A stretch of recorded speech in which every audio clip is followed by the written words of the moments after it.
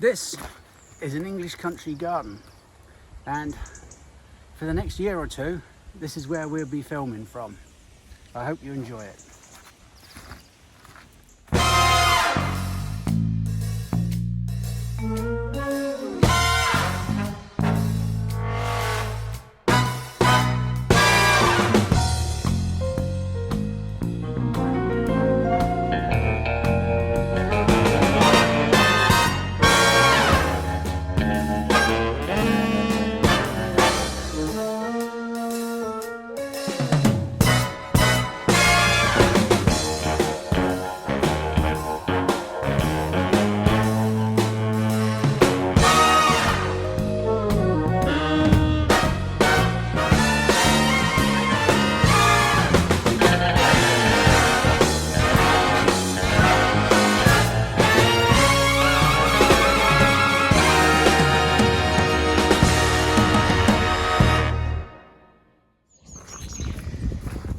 These are little seedling trilliums. That's, well, half of them. I've sent the other half over to Eggleston. Now, I don't know if I've ever explained the story behind my trilliums. It's probably one of the, I don't know the right word, it's not the strangest story, but one of the most unusual stories of how I came by them, because they were not a plant that I'd really dealt with. I'd heard of them and their degrees of difficulty, and you know, they're not the easiest plant to grow. The germination rate of them is quite high. You know, it takes a couple of years and people lose heart with them, and then they take a long time to develop into a flowering plant. I was told there isn't a proper pink one, they're just white ones that turn pink. Well, I'm not sure I agree with that. That's one that's just breaking out. I'll have to go into it further, but after, well, 15 years, that's the first time it's flowered. Yeah, it's a funny little story. What ho! Today I am feeling very posh.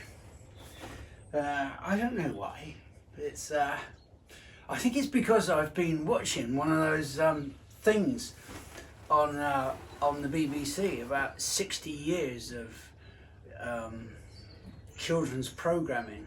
And I remember being at school where we used to sit round and they'd wheel in this little black and white television on a stand, and we'd watch with Mother things like Ragtag and Bobtail and Bill and Ben, and it was also very, very posh. I think it was all done in received pronunciation. Nobody ever had an accent. Northern, Southern, West Country, East Anglian. That's an interesting one, East Anglian. There's a lovely lady on YouTube from, I can't remember what her name is, Suffolk S. I'll put a link to it. She's amazing.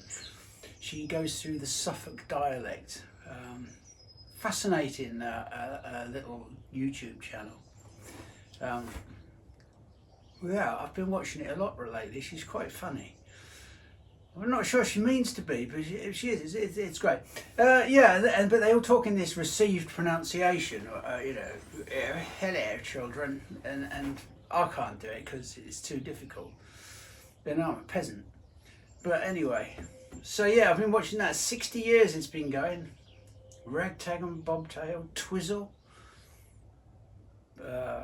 Watch with Mother, Andy Pandy. Oh, I didn't like Andy Pandy. I liked Bill and Ben, the flower pot man. I should have known then. People should have known then what I was going to end up doing. And the Wooden Tops. I never could work out who Sam was. He was like Dad's friend and very friendly with Mummy Wooden Top. Anyway, nothing to do with that. I was talking about trilliums. Yeah, trilliums. About 15 years ago, I might have done this, explained why I grow them, but it was a good 15, maybe 16 years ago. A guy came into the garden. It was around, I think it must have been about July time. And he said to me, oh, he said, I've got a collection. I've been collecting trilliums for years, and they've all come into seed. And I'd like you to have the seed. And I said, well, that's very kind of you, thank you. He said, well, you know, you need, as you know, you need it fresh. Well, I didn't know, but I pretended I did. And you need to grow it on and all the rest of it. So I said, well, thank you very much. And I thought, because trillium seed is very expensive. Trilliums are very expensive. And I didn't think any more of it. But I did say to him at the time, if you send it, I'll send some of the seedlings back to you. And he said, well, I'm not long for this world. And he wasn't a very old chap, bloke, middle-aged. He just said, I'm not long for this world. And I thought, oh dear. Anyway, I thought no more of it.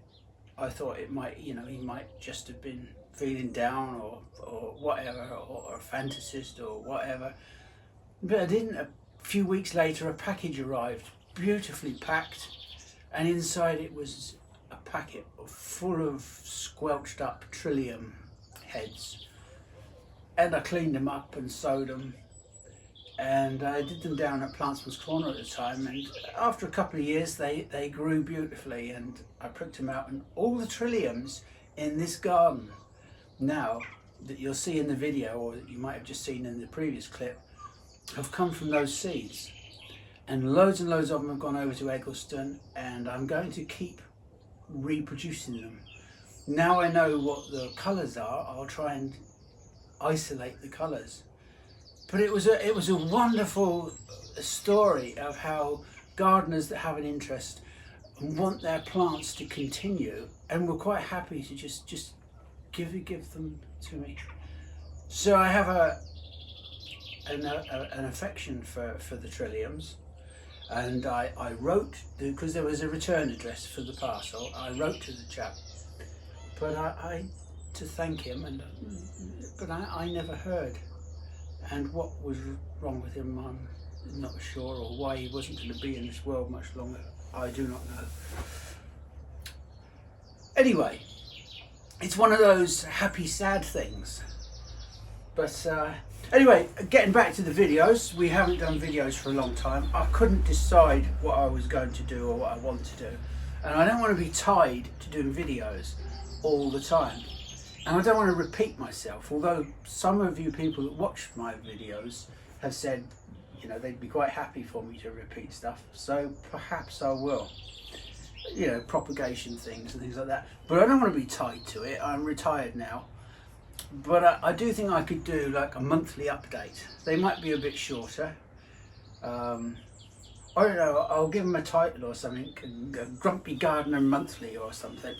And we'll go through a few little things. We'll have an update around the garden, and maybe each time show you what you can propagate that month. Yeah. But I've got to an age now where... Bollocks. That is I was about to say irrigation. It's not irrigation, it's dust extraction. Yeah, I've got to an age now where I don't want to be tied to doing things. And the old bones in the mornings aren't so good. Look, I've even got an apron to remind me what my fucking name is.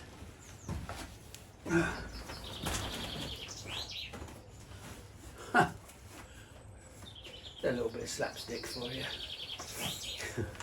Anyway, here's this this month's April 23 update.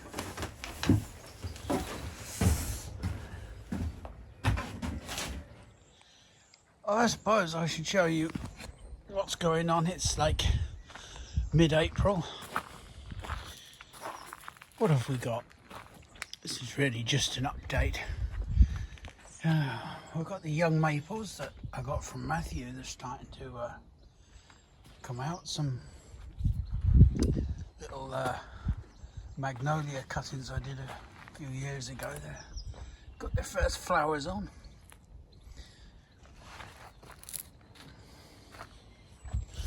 So we'll just have a little walk around, shall we? Now here, this is Cicidiphyllum, red fox, or red fox, but it's actually spelled red F-U-C-H-S, which I think is Dutch for fox. Anyway, I'm not being deliberately smutty. These beauties here, little anemone blanders, wonderful little flowers. Very easy, just bung them in, the little corms in the autumn.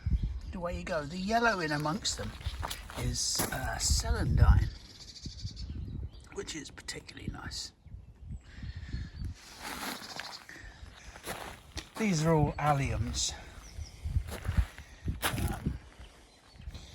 This garden is very rich in alliums, and next month, if we do an April, no, it'll be May next month, won't it? If we do a May update, they'll be in flower.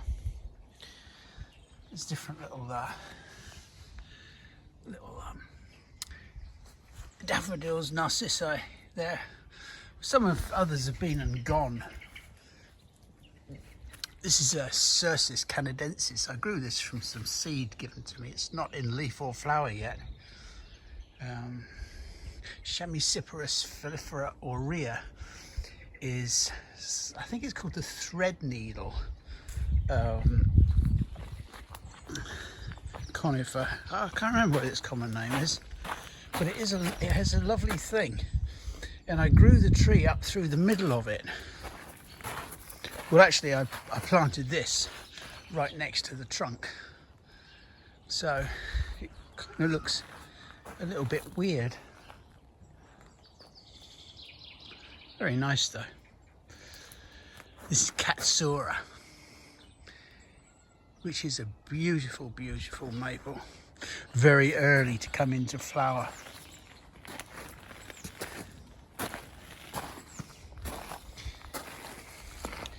Another little maple of Matthew's, which has really done well. This is another one called Red Pygmy. It's not out yet. Hey, children are awake next door. Here we have, I can't remember what this is called. A sensible and really good gardener would label all their plants. I do not, because I think I'm going to remember them, and then a year or two later I can't, which is irritating.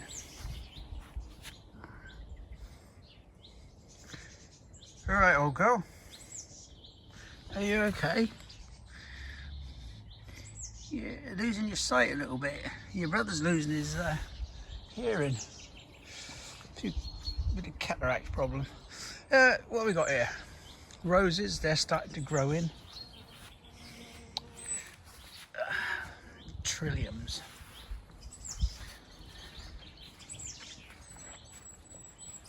The apples are doing well on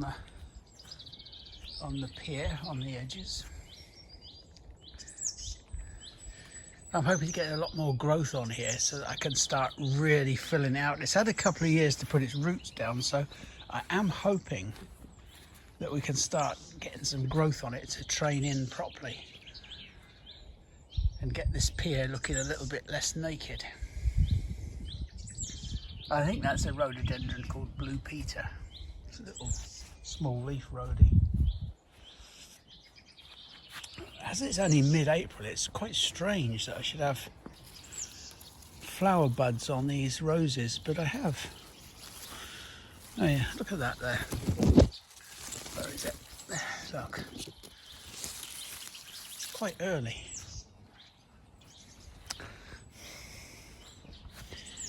Let's go down this path. This is a Sambucus called Black Tower. The clue is in the name. It's very, very upright. I have caned it just to truss it in a little bit more and keep it you know, really tight. After that, I'll take the cane out and it should be okay. You can just trim any little floppy bits out. This isn't in flower yet. This is an Acer, pseudoplatanus, I think it is, and it's one called Brilliantissimum. Lovely thing, lovely shrimp pink foliage when it first comes out. The only trouble with it is that it does get troubled by tar spot, and so it looks nice for about 3 weeks and not so nice for the rest of the year. But then there's a lot of things in gardens like that. You really don't need to worry about them. You just enjoy them when they're out and look forward to them. I've had a bit of a weed up in here. This was crap corner. These are Pieris in pots. Obviously I keep them in pots because the soil here is not particularly acid, but it is very neutral, so stuff that shouldn't require acid soil does okay. It doesn't do fantastic, but it doesn't get chlorose to, you know, yellow, but it does never seems to thrive as well.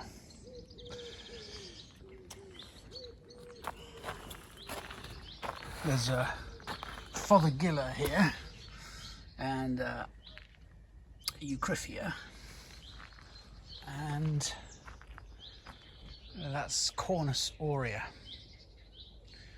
It was a real scraggy one, so I'm hoping it's going to take. I've just tied it into an old stump of Sorbus kashmiriana that just died for no apparent reason. Hello, Pepper. We're doing a little thing for our viewers, a garden update. What do you think? Not a lot. My third dog has a very small head. I don't think she's got as much brains as the others.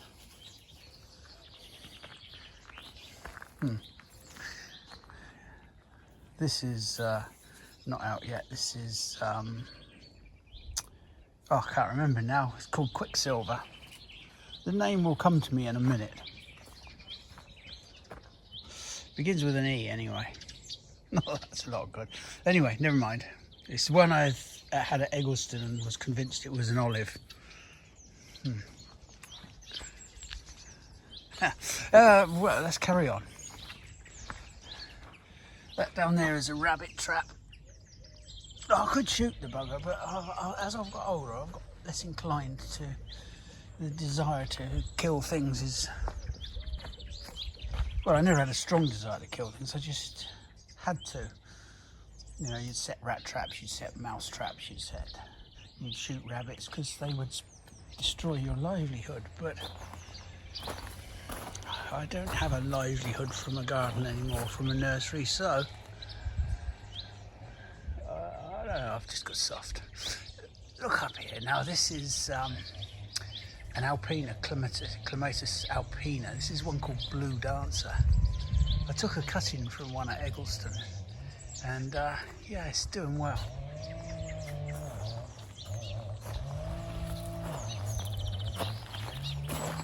Somebody's got a chainsaw going in the distance. I'm only filming this once, so let's hope it doesn't spoil things too much. There. Can't remember what this is. Obviously it's another maple, but I had a few maples, you know, that were in pots and they were just getting distorted and weird shapes.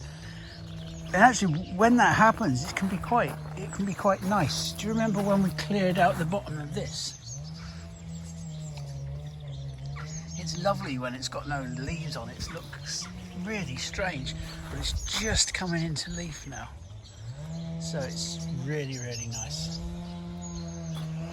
This weeping thing is a crab apple called Red Jade. Again, it's got plenty of blossom coming, but it's not quite out yet. Pittosporums, always a nice little splash of dark or green or whatever colours. Huge range of Pittosporums. I think that is one called Tom Thumb. Lots of lilies coming through. These are the maples that we got from Glen Doig that have the strange leaves. This is a variegated leafed one, and this is this extension growth starting. This one has red backs to the leaves. Don't know what this one has. Oh yeah, that has red backs to the leaves as well. Very, very dark green. And that's going to have some flowers on it. This is a strange looking rhodie. It's called, where are we? No, that's not Caroline Olbrook.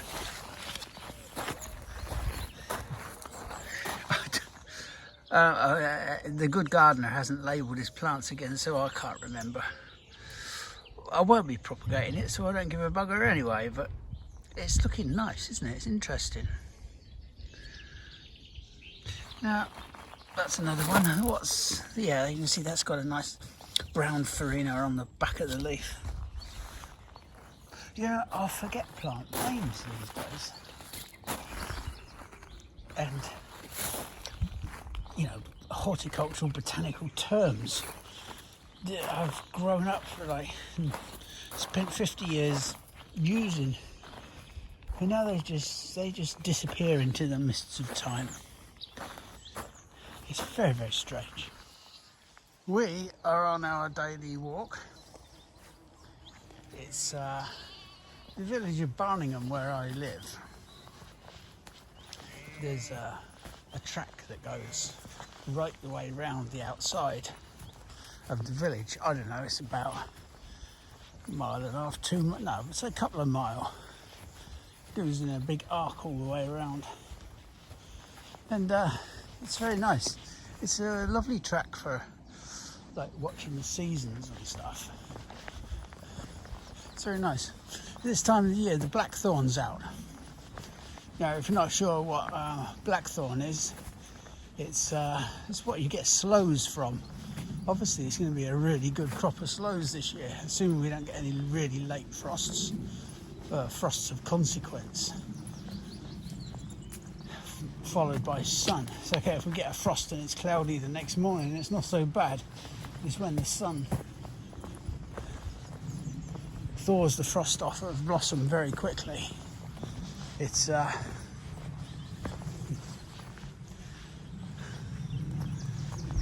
buggers it up. I was trying to think of a horticultural word there to describe the quick thawing, but I couldn't, so buggers it up we'll have to do. Yeah, it is nice though, and you're starting to get that. It's late April, we're starting to get that sort of green haze or green fuzz over things as they're starting to break leaf. It's nice, and it's lovely along here because you go from blackthorn blossom to May blossom, which is the hawthorn, and then the hazel leaves start breaking first, really. Yeah, very nice. That's a good thing. If the dogs get covered in crap, I just bung them in there, sling them off the bridge. I'll show you one day. And last year we saw otters along here, which was really quite nice. Just along there.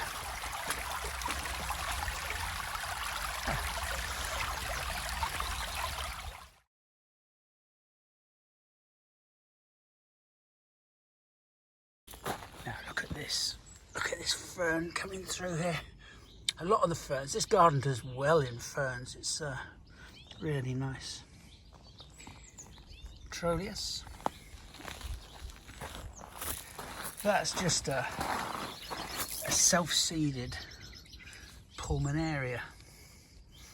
It's not particularly spectacular. The flower's quite nice, but the leaf isn't really much to go by. Don't get too excited about it. There's the room at the back.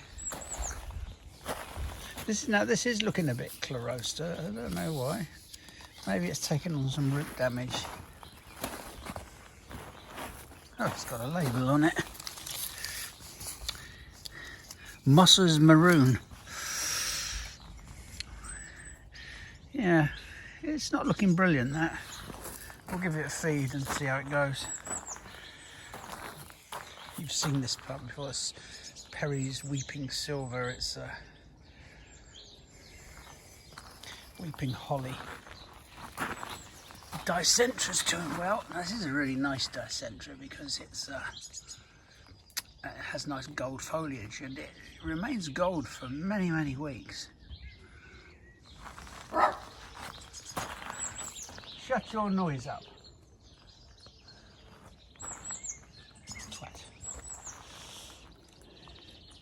Now here is Euonymus elatus. Euonymus elatus is beautiful. It has the spring colour, the nice freshness of the spring. Tiny little flowers that will come out. It's a type of spindle. It's primarily grown because it has these lovely winged bark. You can see the sort of like wings on it. It's strange corky bark. It's the autumn colour. It's bright red. Well, I'll chuck this in. This is a sorbus called Chinese lace.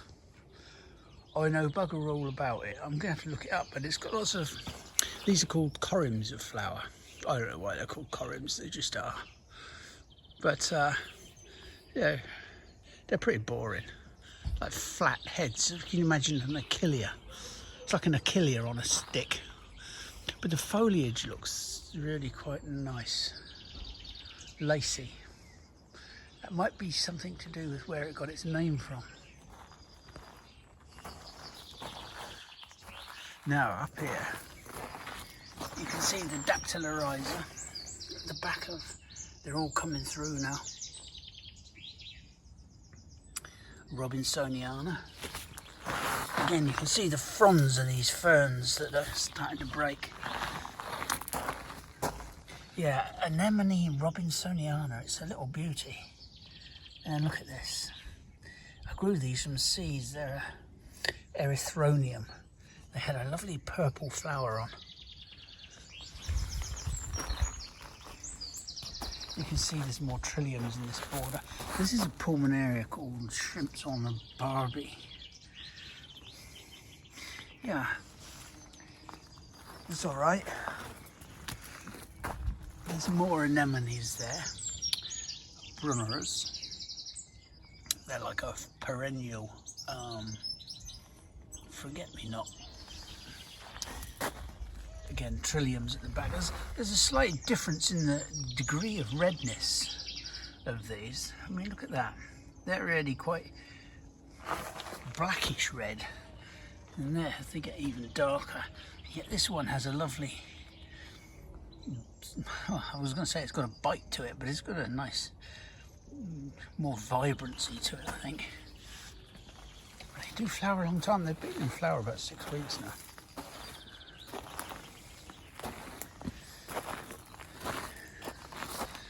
Yeah, you can see.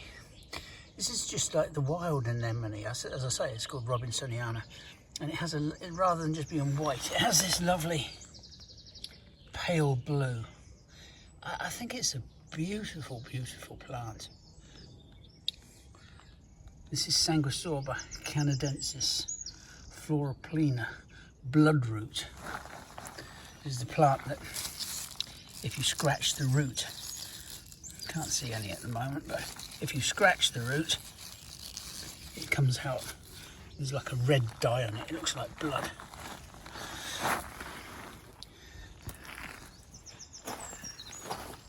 And so, yeah, let's have a look up here.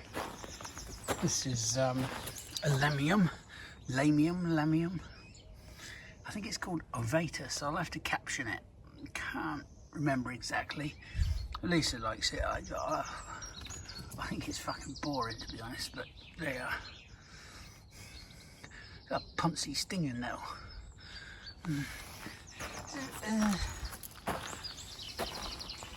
Viburnum Burkewoodii. Now I can't help you in smelling this, but it has been in flower for a few weeks, and it is really, really beautiful. The scent is absolutely exquisite.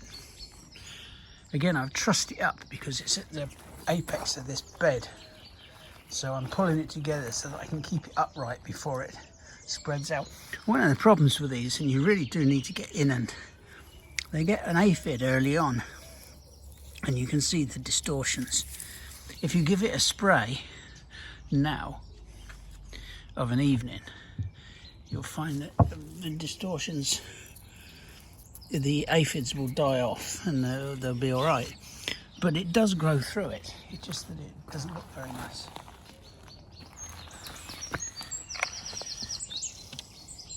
It's a lovely border, that. I'm very pleased with how that's come out. There are a couple of... So I'm a bit hesitant. It's because my trousers are falling down and it's very... And I want to do this in one hit. Yeah, never mind. Mikawa Yatsubusa. The leaves aren't fully out yet, but they overlap each other. Wonderful. And another one there, another maple called Emerald Lace. That's nice as well.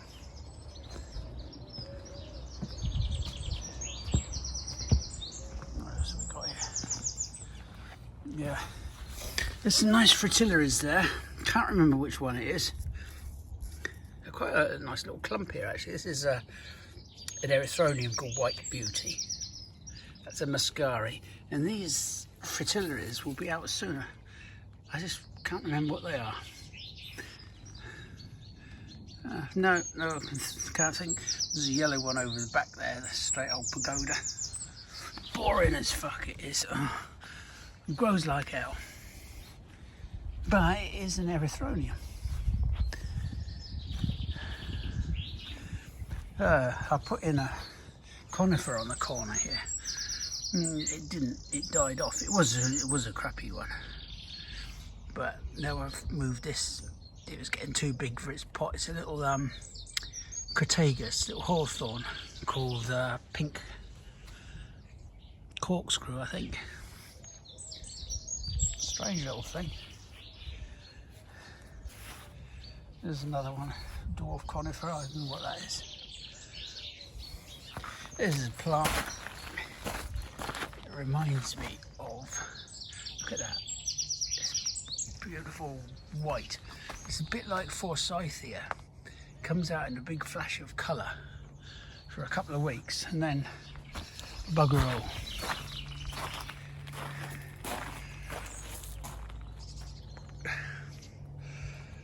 Asagricium. That hasn't broken leaf yet.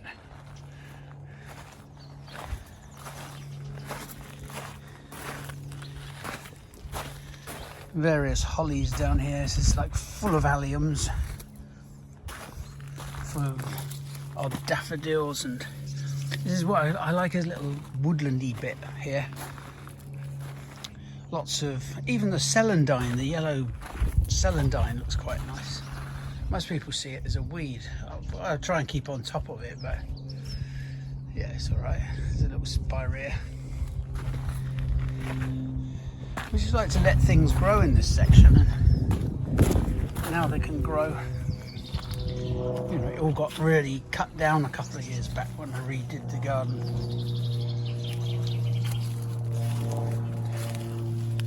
Yeah. Look, one of the children next door's balls. Footballs. Yeah. Fritillary. Crown Imperials, Fritillaria, oh Christ, what's it called now? Fritillaria Imperialis. There you are. Another little peony. I have quite a few of these peonies. They're like they're versions of Delavei. I quite like the foliage on them, and They tend to have either a red or a yellow flower. But some years back I had two growing side by side and kept the seed. So now I've got a variation of like orange coloured ones and copper coloured. Yeah. Oh, there's some rhubarb there. Look at that.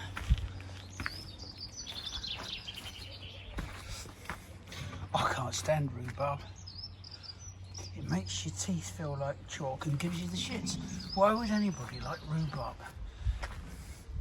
When I was a kid in Scotland, my mother was a very small child before we moved to England. My mother used to make a cone out of paper and stick an inch or two of sugar in it and give me a stick of rhubarb. So you dip the rhubarb in the sugar and that was your like sweeties. I think she just like to make my face like crease up. I don't know, strange woman. Yeah, there we are. So the pond is doing quite well. There's quite a lot of fry in there. The orphan, well, they've obviously been shagging because there's like lots of babies in there. Excuse me, right. Pull my trousers up.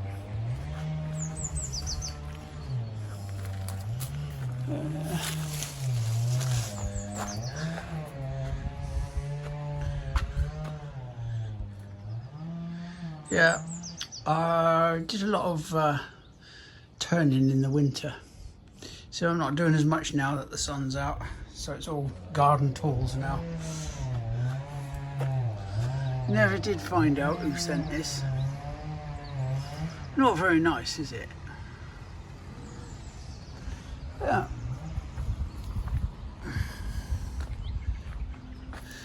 The end plants here are just starting to come into leaf.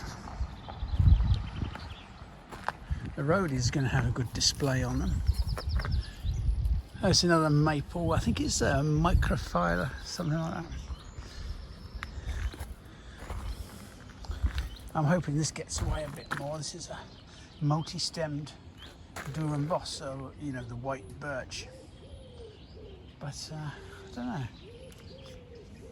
I just thought it would have got away a bit more by now. Another maple. See these here, they had old spuds in, old compost in, so all I've done with these is take the compost out, mix in a bit of leaf mould and grow some spuds in them. New potatoes, I really like new potatoes. It's not out fully yet, that's another maple, Acer Pseudoplatanus Princeton Glory or something, Princeton something. It's got, it took on some damage, so I cut it back, and I don't think it'll ever be right, but it's thriving. It's not thriving, but it put on about 6 feet last year, so it's obviously growing well.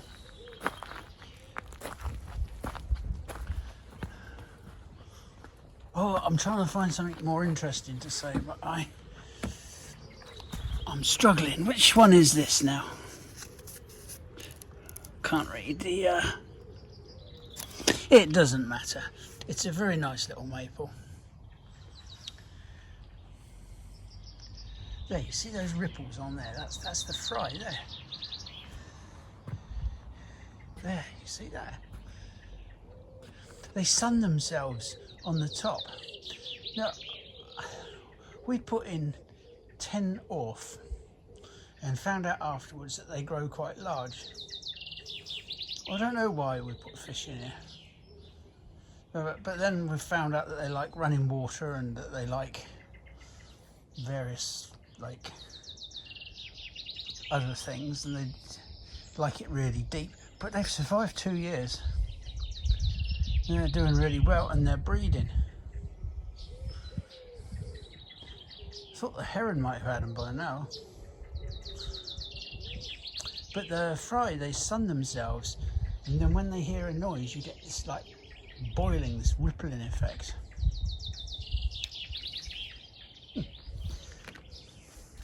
Caltha palustris. Oh, look at that. Look at that. Isn't that nice? King cups. Marsh marigolds. That's just the ordinary single one. But you can get a nice double form. But that's no use to any bees or anything. Like that one's just landed as if by... Yeah. Now if it was a double flower, there'd be no point in it landing there because the stamens have turned to petals, so there is nothing for them there. It's worth remembering if you want to encourage wildlife or bees pollinating insects.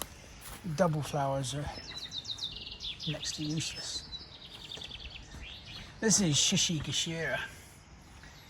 Again, that was a little one from Matthew when I retired, so I'm hoping it's going to get away in an eryngium.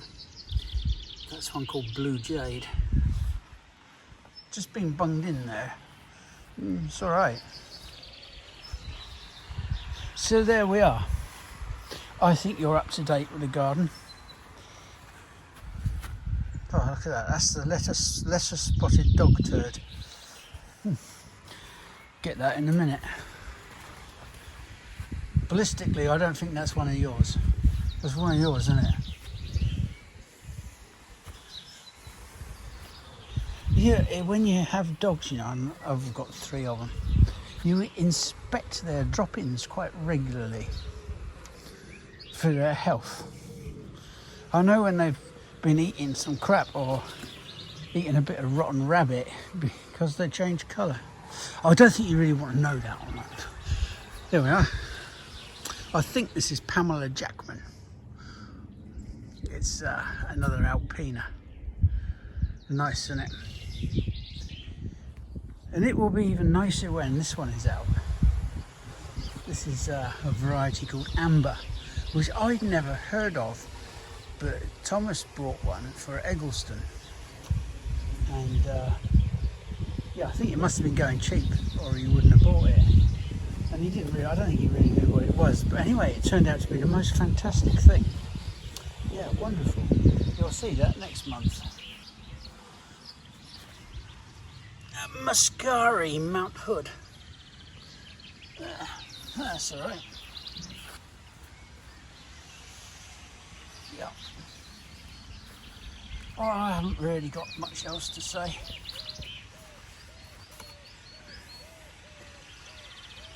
For me now, it's all about just enjoying the garden. The growing in is done, the groundwork is done. So it's just a question of getting on and a bit of wood turning, a bit of gardening, and I'll do a monthly update to show you how it goes. Maybe tie it in with a bit of walking locally. And if you don't like them, don't watch them. I can't do, well I can, I could do some propagation I suppose, but I've done nearly all of that. All I'm doing is saying the same thing in a different way. Probably not as lucidly. Ah, Cryptomeria. Look at that. I've forgotten what this one is. I think it begins with an R. I'll have to caption it. It is a beautiful thing. Really unusual, and I'm hoping it's going to get really big here. Give me a bit of shade and hiding from the... Oh, I know what I was going to show you. Yeah, I've put a couple of roses in. These are tree roses. And the idea is to take them up through there. That's one called Q Rambler. Over underneath those big conifers over there, I've put a Giftsgate, and I put another one somewhere else. I can't remember. I can't remember if it's called Rambling Rectum rector, rambling rector, not rectum, and rectum. I bloody destroyed them. No, I think it might be Paul's Himalayan musk, and the idea is to take it up through there and up through there so that you get the late summer flower. It's supposed to grow about 30 foot. I probably won't like it when it goes up there and I'll end up chopping the bugger down. But nothing ventured. Isn't that sweet? Look at that. There's a little primrose there. Little self-sown primrose and a snake's head fritillary. I'm all for leaving things like that now. You know, they self-sow themselves around. The only thing you have to be careful with self-seeds is that some things get too powerful. Like, if you let all the foxgloves go, you'd end up with a garden full of bloody foxgloves, and nobody wants that. But little things like self-sown fritillaries, some of the alliums, some of the lilies, you can get away with, and it just makes it all look much more natural. Because when this garden was done, as I've said to you before, it looked naked. It looked, well, just bare bones, skeleton. But now it's fleshing out, and over the next few years it should develop into a really lovely Plantsman's garden with just colour every month of the year, something of interest, something that's wild, and more importantly, it should sound right. You know, I've said this before. You want a garden to sound, you want to walk out in it and the garden sing to you. There should be the sound of birds and insects, and you know, it should be alive. You don't want a sterile lump of nothingness. So apart from the chainsaws, a little bit of traffic in the distance, and that fucking pigeon. I should shoot that bugger if I weren't so soft. Get right on your tit ends, they do, all day long. Sorry, it should sing, shouldn't it? It's stopped now. No, it hasn't. Yeah, bloody cooing bastard. See you next time. So this is the lower reaches of the Tees. Sorry, the upper reaches, not the lower. It just feels like the lower. We're coming up to a place called Low Force quite soon.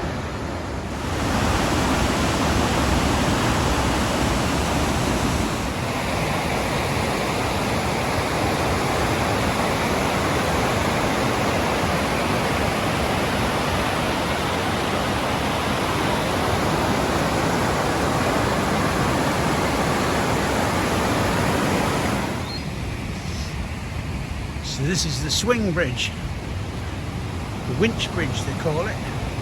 It's a wooden, metal suspension bridge with wooden boards across.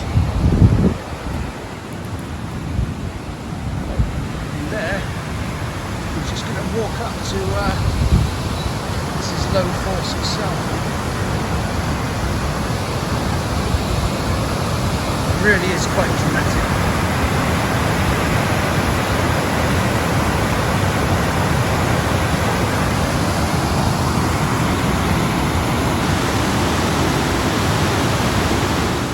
Pepper, dirty bastard. Come on.